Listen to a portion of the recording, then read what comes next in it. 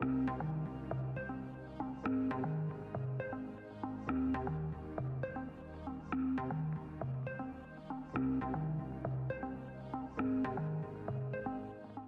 good morning, everyone, and good afternoon those logging in from different parts of the world. I am Kirti Tatiwala, and with me is my colleague Deepmala Toshniwal, like Meghna introduced. Now, in our profession as registered dietitians and nutrition coaches, we have met many women who are doing more, trying to achieve more than ever, juggling through work, their children, their home, family, and self-care.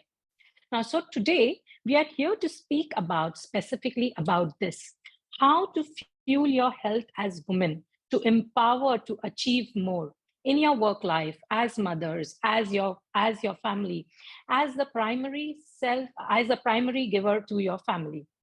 So now many women that we meet in our professional lives or even socially, we realize that they face many health issues that we see common as women. Now, these are physical health issues, but not only physical health issues. Nowadays, we see a lot of them facing emotional health issues as well, which definitely needs to be addressed.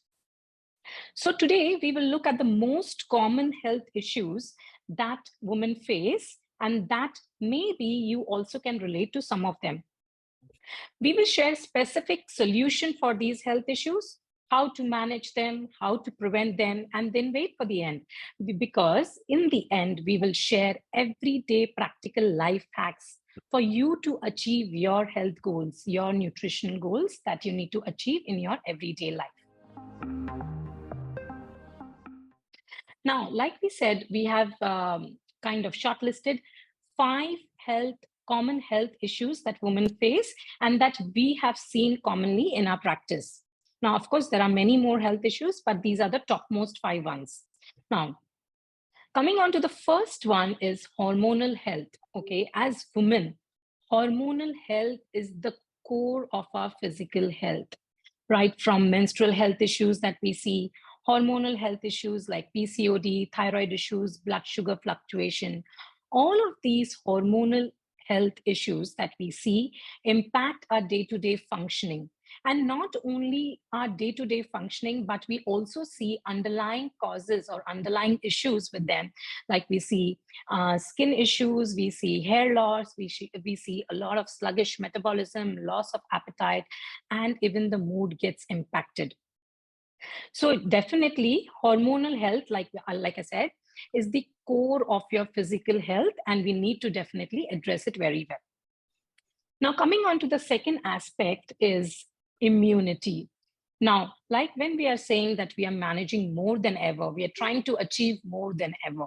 So in our busy lives, we cannot afford to fall sick every now and then, because that will affect our functionality, it will affect our productivity at work, it will affect mood that we have, that we also is a major part of our everyday being.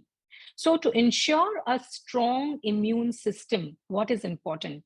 The strong immune system, we need to make a note that is directly proportionate to your gut health. So to have a strong gut health, where it will make your immune system very strong, like, because we should remember that the gut contains 80% of your immune cells. So gut health becomes very important. Now I'll hand it over to Deepmala so that she can continue with the other rest of the women problems that we see. Now let's talk about the third aspect, and that is weight status. I'm sure all of you guys are struggling with with the weight issues at some or the other point of your life. And this is something which is always on our radar as women. And we really want to understand what and how to do it. Now, although, the weight status or the need to lose weight or managing obesity is always on our mind. And we see many women struggle with obesity in all phases of life. We are juggling with so many roles of a wife, of a mother, a working woman, which affect all our food habits in such a way, which in turn affect our weight all the time. Now, your weight status impacts your energy levels, it impacts your hormonal health, and it can lead to prediabetes or many other such problems. Thus, your weight becomes a fundamental aspect of your physical health. Now, let us understand the next problem that we usually face. And the fourth one is low energy levels. Now, often women struggle with low energy levels, and there are many causes to it. In our busy lives, we are managing so much, managing work and home and things like that. So with that, usually our meal times are compromised. And with that, with a compromised meal times, we often compromise even the nutrient intake that goes in our food. Now, we see them as so many nutrient deficiencies, like, vitamin D deficiency or iron deficiency, or even B vitamin deficiencies. Which leads to low energy levels. Now, even hormonal imbalances can cause a havoc on our energy levels, that you must have seen with thyroid issues or PCOD issues, that we are usually very sluggish. And in general, obesity or even a high fat percentage in our body can also make you lethargic, and you may complain of, low energy levels throughout the day. So this was about how we face low energy level issues. Now let's talk about the last physical aspect, and that is aches and pains. Now, in our busy lives and running around with so many things, we end up with aches and pains all the time. It could be a migraine, it could be some back pain issues, it could be, something as simple as knee pain, which comes on and off, or it could also be cramps that we face so often. Now, these pains are debilitating, and they affect our, our ability to actually manage so much through the day. Now, ideally, these should be managed, but even better to prevent them.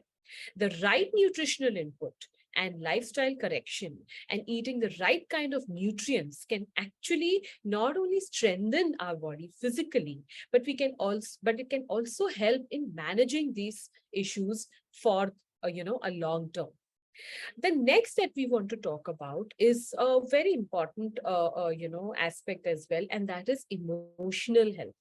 Now, apart from physical health issues, emotional health is something that we cannot ignore because it is really crucial. Not only because it impacts our day-to-day functioning, our mind is working all the time and our mind is multitasking all the time along with our physical health. So, but also because emotional health is so closely interrelated with our physical health. Now, we as women face a varied range of emotional issues. It could be stress at work, stress of managing the family, managing family relations and the house, combined with, the mood swings that we face during hormonal issues or hormonal phases in our life.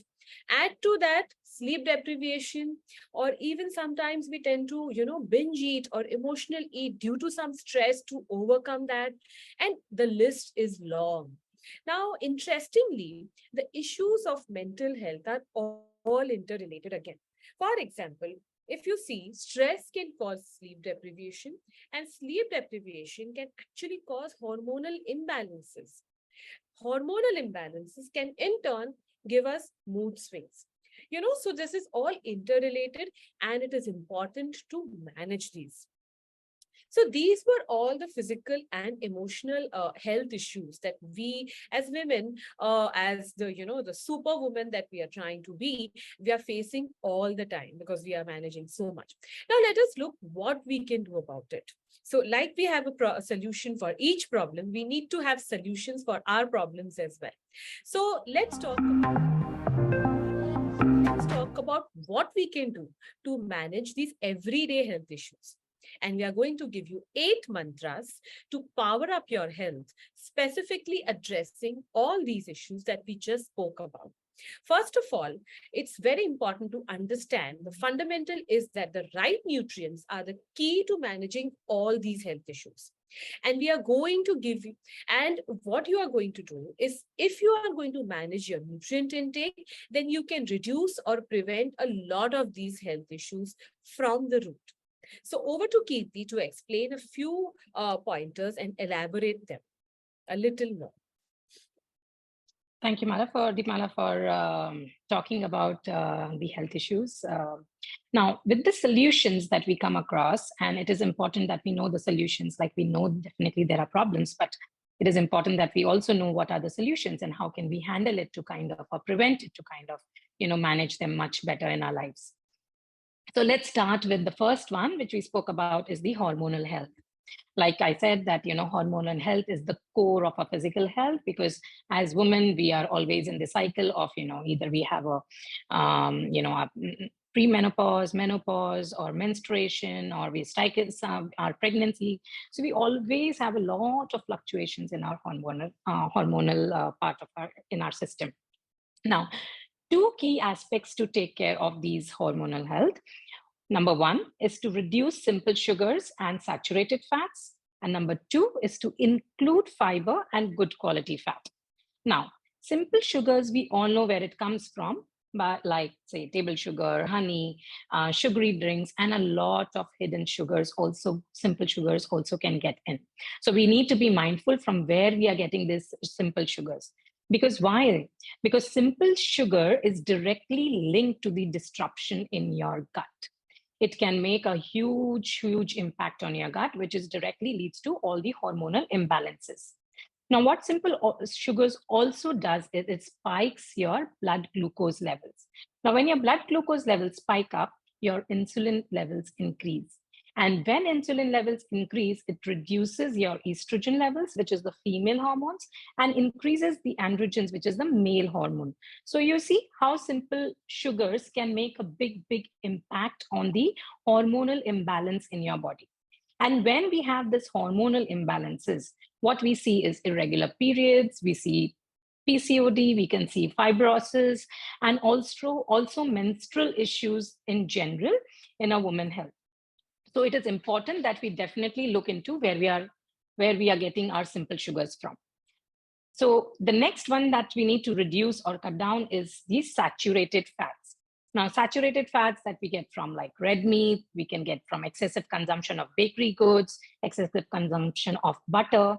All of these can give you saturated fats. Now, what does saturated fat do? Saturated fat can actually increase the estrogen levels, that is a female hormone, in your body. And when that increases, it can cause a disruption in the menstrual cycle. So we see that even an increase or decrease, that is the imbalance of hormones in the body, can lead to a lot of hormonal issues. Now, we need to reduce or we need to cut down on simple sugars and saturated fats. Now, what can we do to increase or to manage this? Number one is to increase the amount of fiber that we are consuming, because like we said, sugars can spike up the blood glucose level, but what fiber does it counteracts. It will help to prevent that blood sugar spikes, and it also help to kind of lead to a fat loss. Now, so that's the reason we need to kind of increase fiber in our diet. Now, fiber, we all know, can be increased through a variety of foods, like leafy vegetables. We can include lots of fruits. We can include nuts and seeds, millets. From all of these sources, we can get a lot of fiber in our regular diet. The second thing that we need to focus on is to increase the good quality fat in our system. Now, in our diets. Now, how are we supposed to do that? We are supposed to do by including omega-rich foods like salmon, tuna. We can also include walnuts, chia seeds, flax seeds, which are all omega-3 rich, and they are all good quality. You can include avocado oil, olive oil. These are also good quality fat. Now, what happens is when you're including good quality fat, it reduces the inflammation in the body. And also it will keep a balance of your female hormones to male hormones. So remember, when you're thinking about your hormonal health, two critical things: to reduce simple sugars and saturated fat, and to increase fiber and good quality fat. Now, coming on to the next one that we talk about is immunity. Now, as the primary caregiver of the family and achieving more at work, managing children, managing work, managing your own self, the self-care that you want to do for your own self, we cannot afford to fall sick every now and then, because that impacts our productivity at work, productivity at home. It also impacts your mood.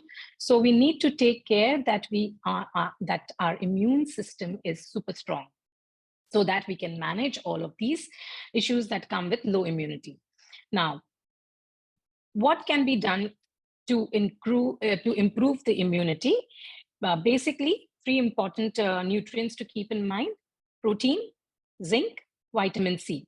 Now, we all know, of course, there are many more nutrients that help to kind of boost up the immune system, but these are the three important ones. Now, what protein does? It helps to kind of build your body. It helps as body to recover from your illness. It also builds antibodies and it keeps your immune system strong. It helps as a building block for your immune system. So it's critical that we have optimum amount of protein in your diet, which can be obtained from dals and pulses, dairy products like yogurt, paneer. We can also get from like non-dairy items like eggs, fish, tuna. All of these can give us good quality protein. The next is the zinc that I'm talking about. Is like zinc helps the optimum functioning of your natural body's natural killer cells. So we can get these from various nuts and seeds. And if you have a good balanced diet, we can definitely achieve this. And finally, the third that I'm speaking about to kind of boost is the vitamin C, the natural antioxidant. Now, what vitamin C does, it reduces the frequency of you getting cold, helps you to fight infections. And it is not very difficult to kind of get vitamin C if you're a little mindful in your diet. Include fruits like berries, guava, oranges, amla, bell peppers, like, vegetables like bell pepper, broccoli. All of these will give you vitamin C. But the only thing that you need to kind of really be mindful is that vitamin C needs to be obtained on a daily basis in your diet because it does not have any storage in your system. Now, next, coming on to talking about aches and pains, which we often as women tend to kind of ignore because we are running around and we say it's okay, we'll take it as a backseat unless and until it's like really a huge shout out call that, okay, I cannot take this anymore. But we definitely cannot ignore this because as a part of our day-to-day, if we kind of keep ignoring, it can kind of really build up to our physical health. It can also impact our emotional health as well. Right from as simple things like migraine, knee pains, back pain, all of these can impact. So what do we need to kind of do to kind of take care of our aches and pains? We need to include anti-inflammatory foods, which is the key to reducing inflammation, key to reducing stiffness, key to reducing pain in our body.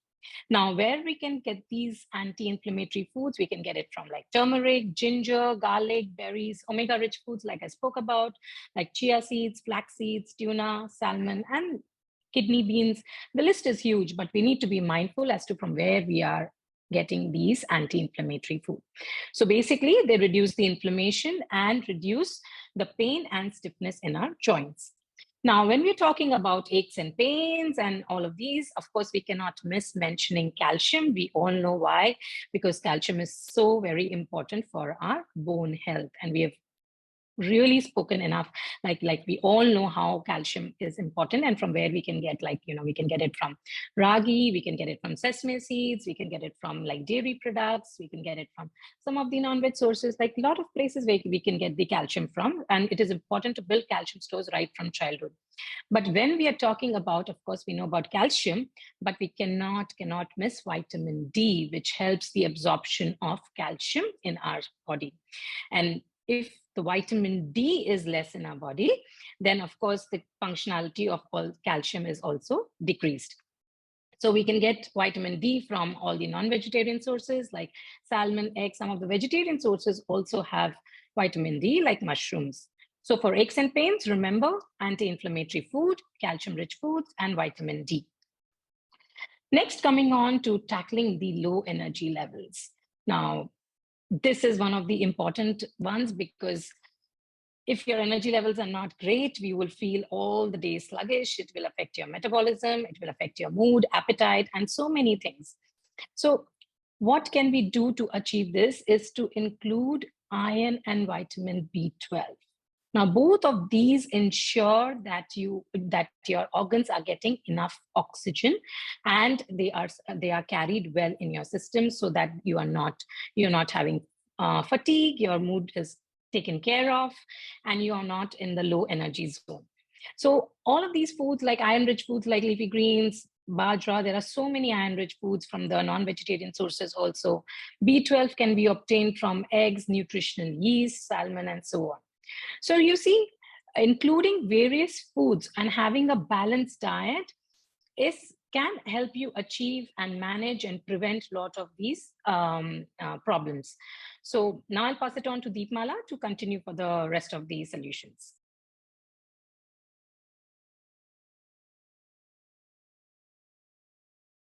Deepmala, you're on mute.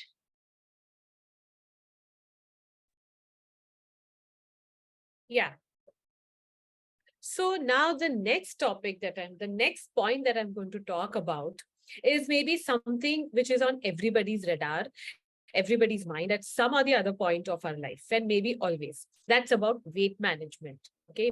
So we call it weight management, or call it weight loss, or even I want to maintain my weight, or I want to get rid of obesity. So many terms.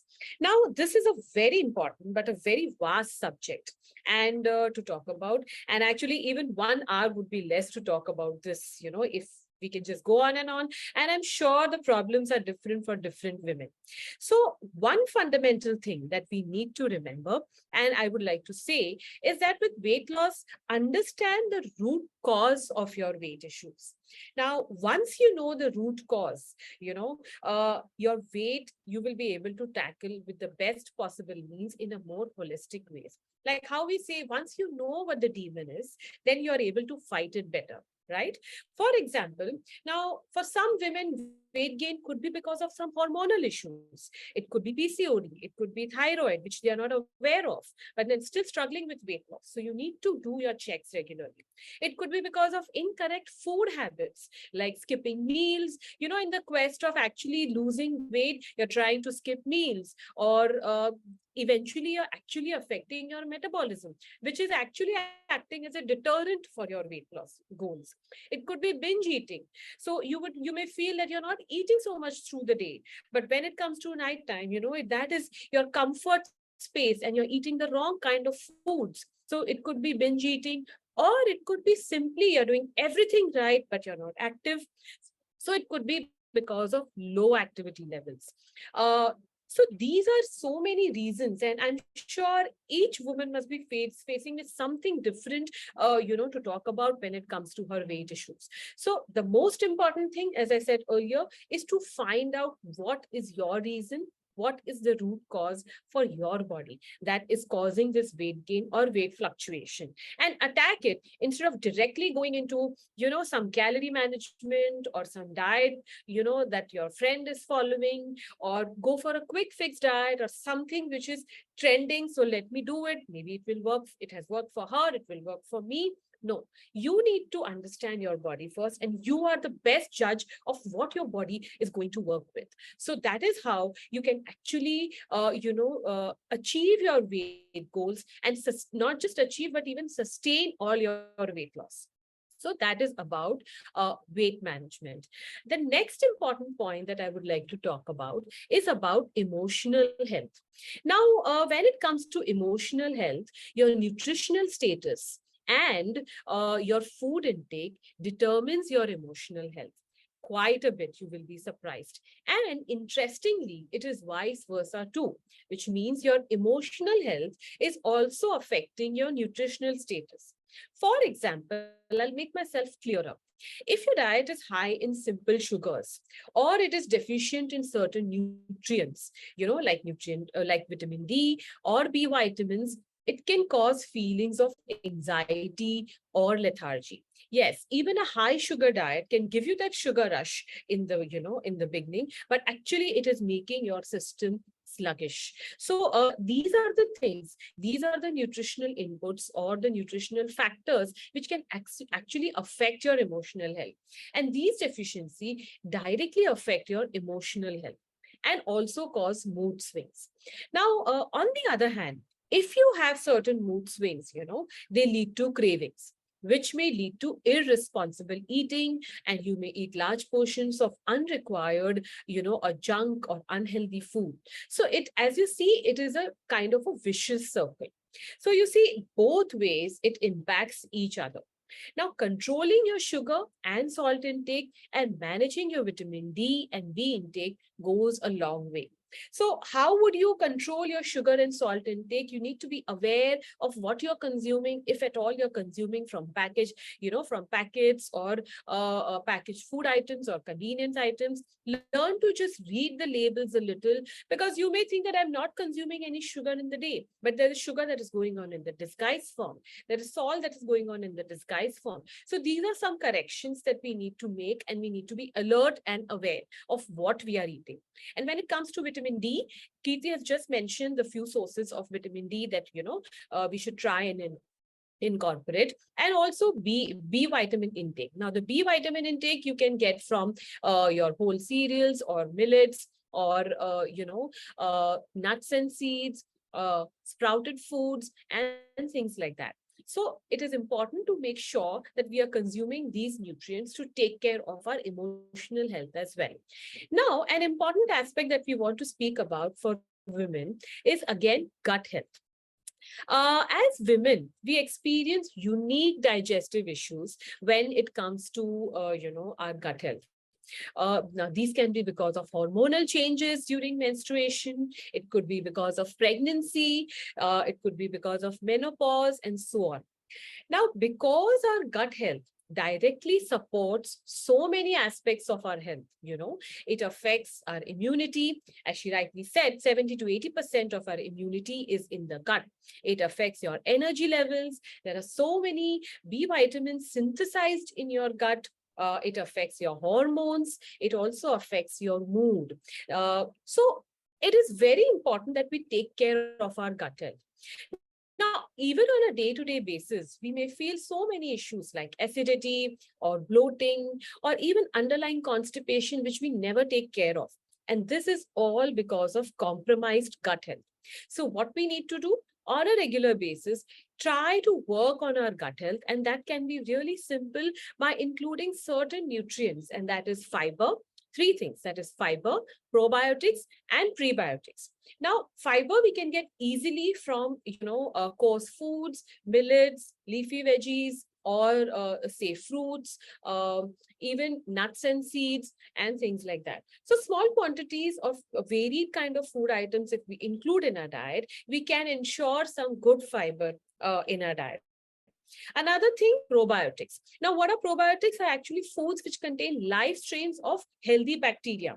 We all know that yogurt is an excellent probiotic. Even something like fermented pickles and fermented veggies that we make. It could be sauerkraut, it could be kimchi, or even something like our overnight kanji that we consume are all actually probiotic foods.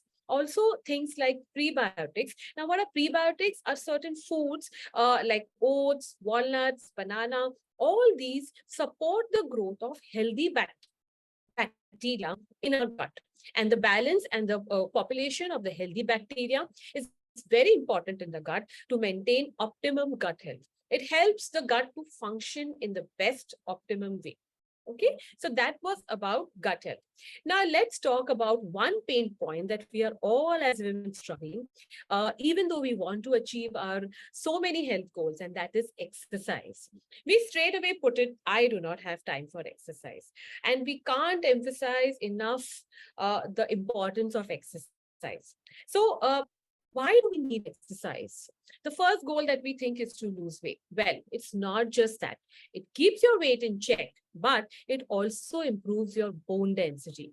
And let's not forget, it also releases happy hormones, which we need all the time, because we are actually pulling our hair throughout the day, managing so much and so by playing so many roles. So what exercise gives us is serotonin and endorphins. These contribute towards our mental health.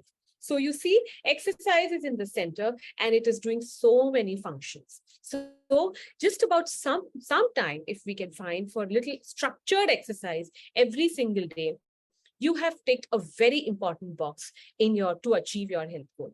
And if you have an extremely busy schedule and that does not allow any structured exercise, then find ways to incorporate in a disguised form. Say, you could take the stairs instead of the elevators to your work or elsewhere. And you can walk while taking your work calls or making calls in the day to your family, etc. Or you could do simple asanas like Vajrasana, etc., while you're watching TV.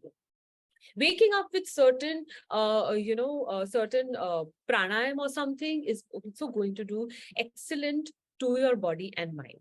So exercise, again, if we want to, we can definitely work towards it. Now let's over to Kirti to to the next section of the event. All right, so now we spoke about so many nutrients. We spoke about problems and how to manage or to prevent.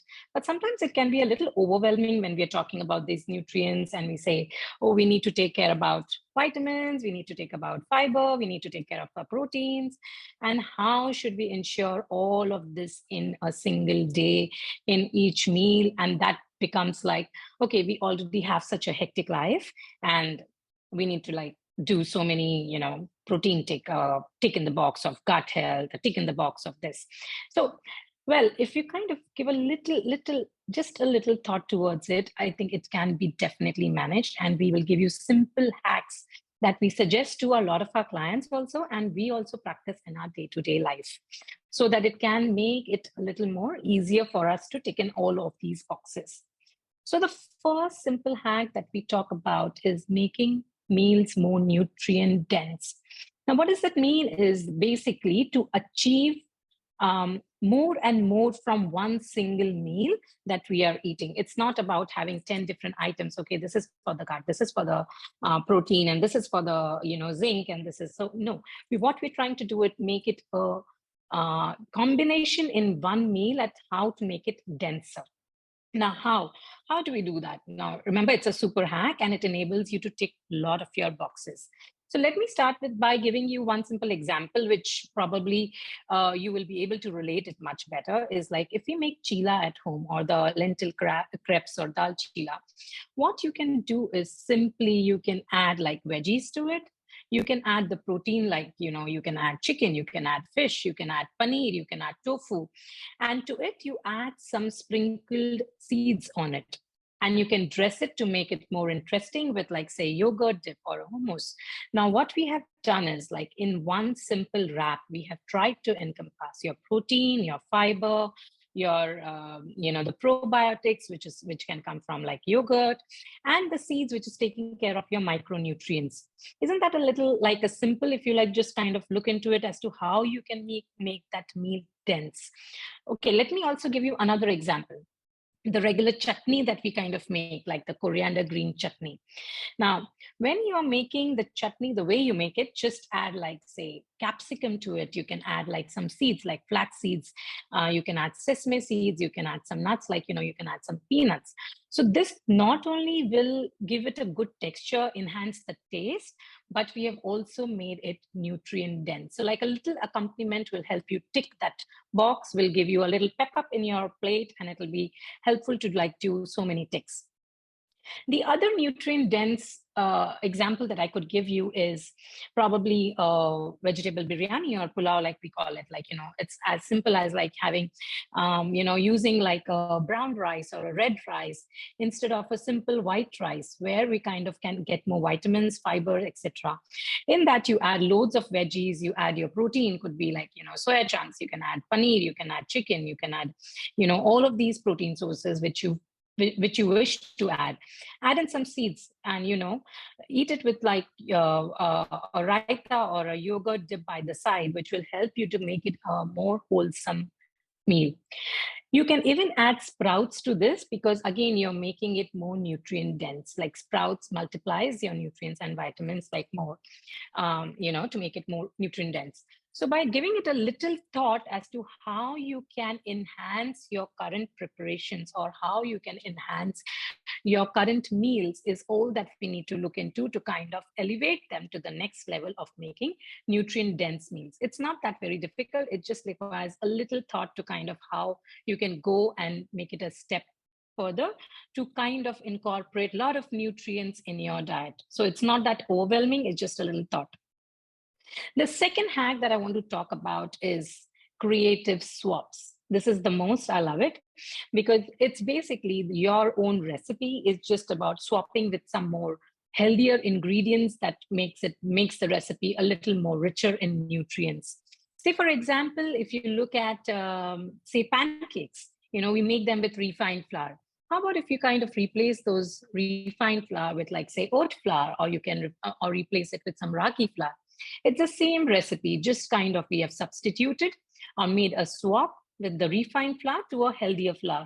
Instead of using simple sugar like a maple syrup or a honey, or a white sugar, you can use like a ripe banana, which will give you the same sweetness. But we have made a smart swap to kind of take care of the same recipe in an interesting way to kind of make tick your different boxes. The other example that I could give you is, like, for not for all your meals, if you kind of, if you're eating rice for your both the meals, you can swap it with some millet, say barley, or say buckwheat, or say quinoa, which kind of will take care of so many other aspects as well, like, say, protein. It might take care of certain micronutrients.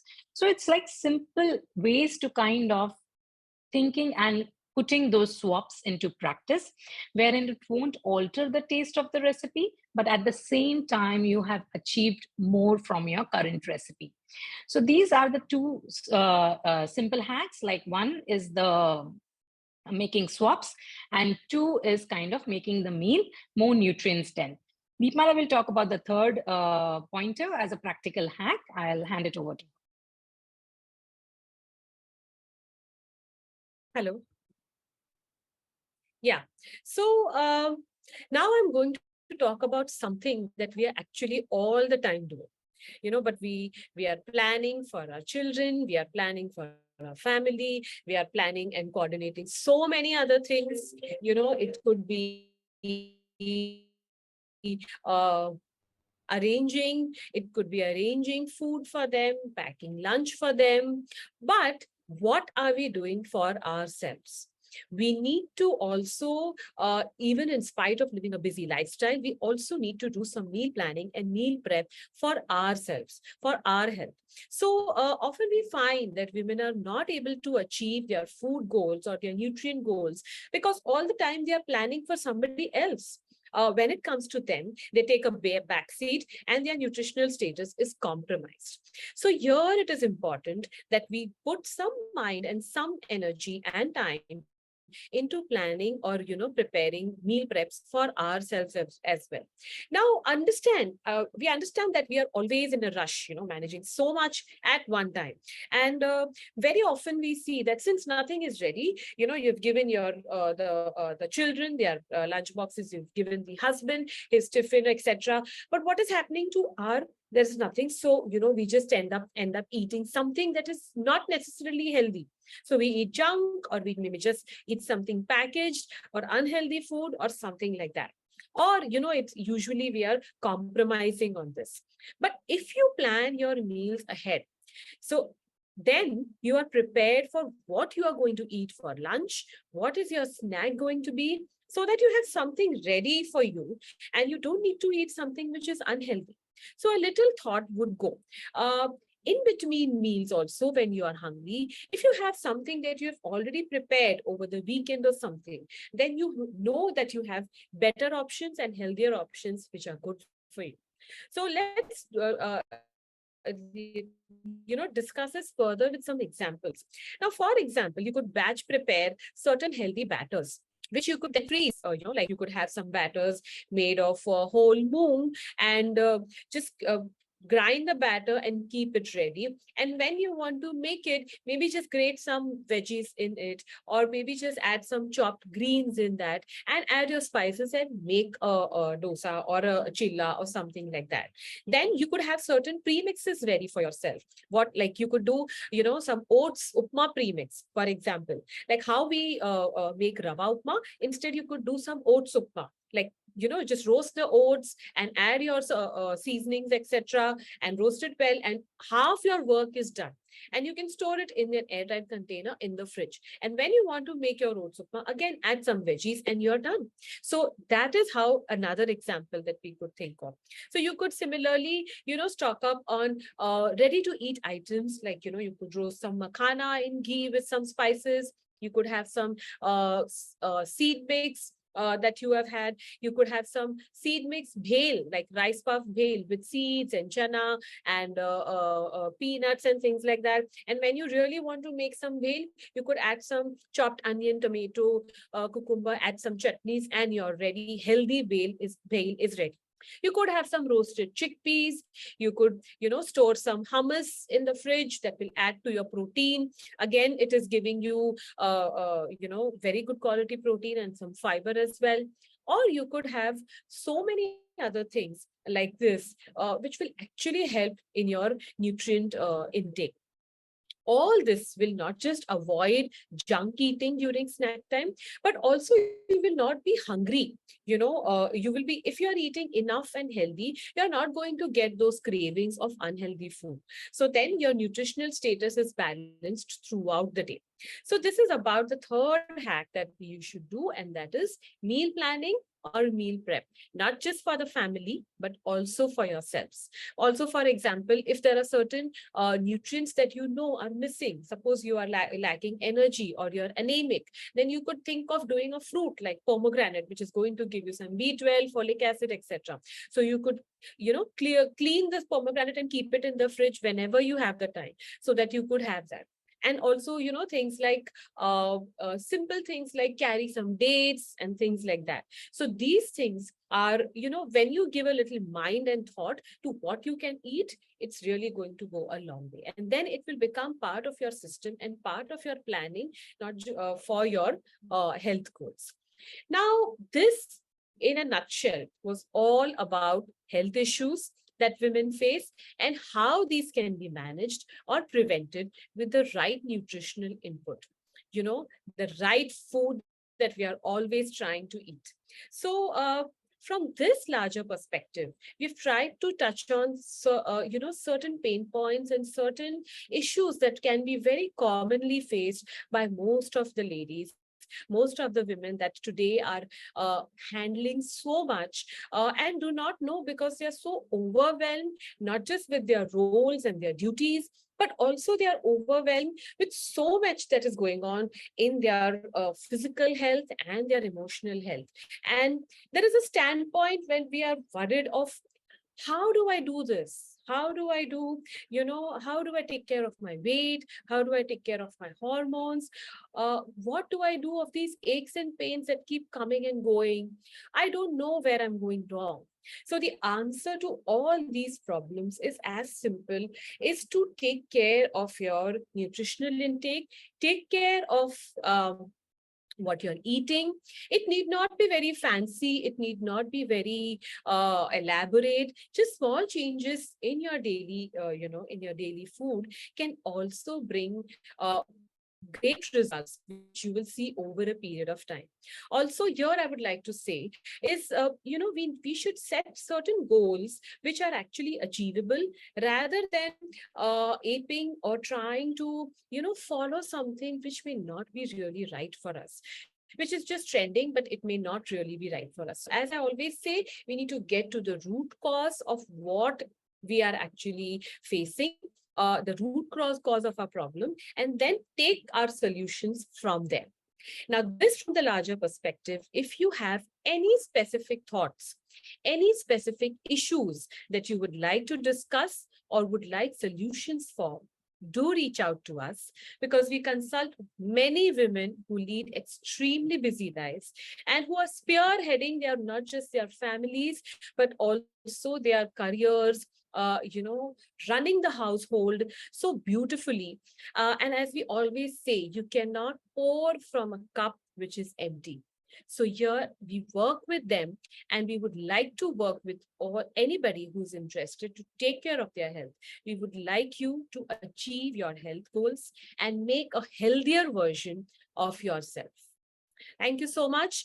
And it was fantastic, all of you guys joining us. And I would, our sincere thanks to her second innings, because I think they're doing a fantastic, they have a fantastic setup in empowering women. in building their career again. And we from Curo Wellness, myself and Kirti, we would like to partner anybody, any women who would like to take care of our health goals, just along with all the responsibilities that, you guys are leading with. Thank you so much once again.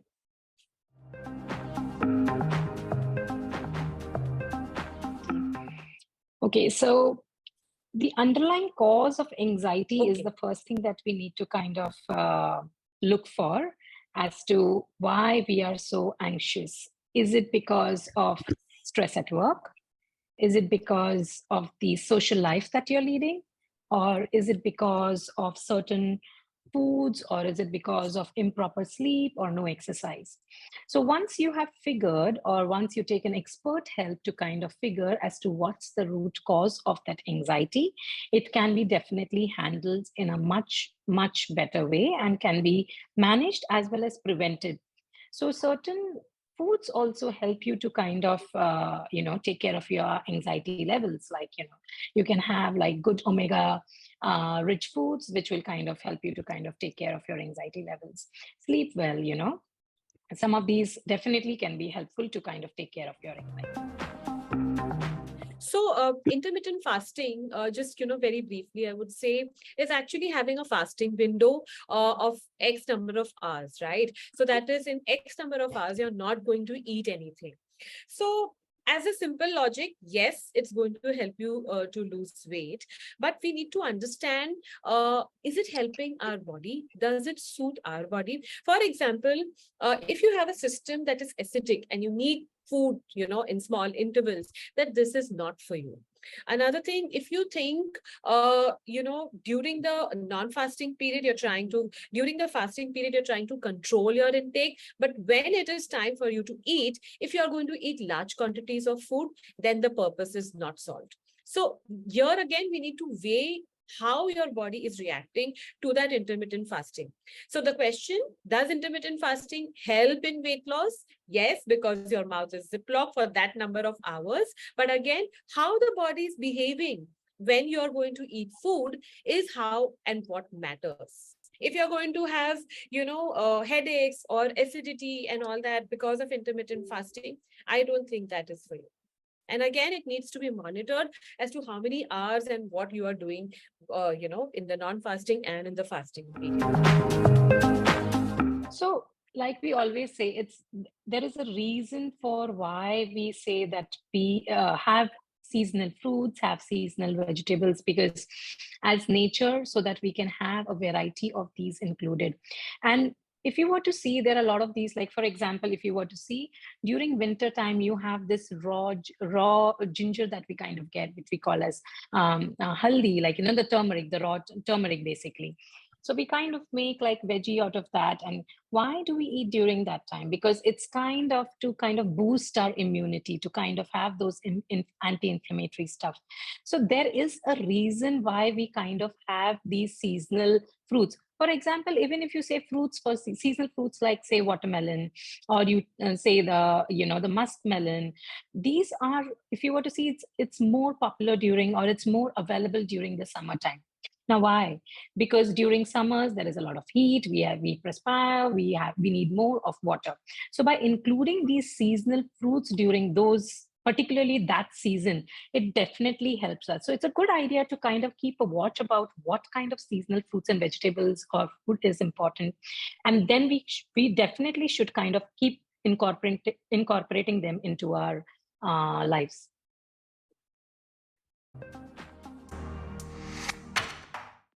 Yes. So, as we always say that, weight loss is actually a combination of diet and exercise. But most of our clients come up with and say that, that I do not have time for exercise. Now, we need to understand one thing. Definitely, we can plan a diet, or, we can give you insights as to how to lose weight with the diet. But one thing is for sure, that we need to somewhere, find like simple hacks as to how we can be active through the day.